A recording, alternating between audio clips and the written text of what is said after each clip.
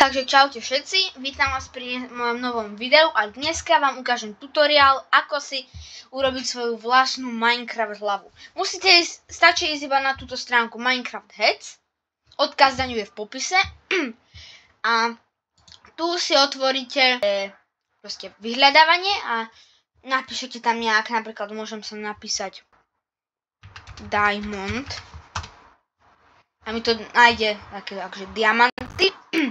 Tak si nejaký vyberiem, napríklad môžem si vybrať túto Jellyfish, otvorím si to, scrollnem dole a tu mám potom Minecraft verziu. Tam si musím vybrať, ja hrám na verzii 1.21, takže si to tam nastavím a tu mám tento gift code, takýto príkaz, takže si to skopírujem. Potom si teda otvorím nejaký Minecraft svet a givnem si command block.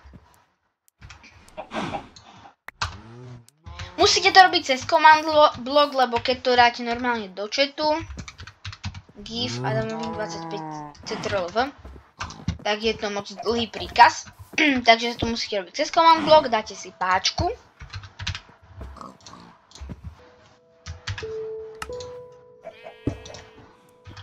Stlačíte páčku a dostali ste túto hlavu. Je ich tam hrozne moc, takže určite si tam nejakú pre seba nájdete.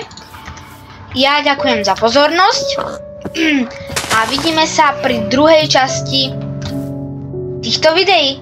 Čus!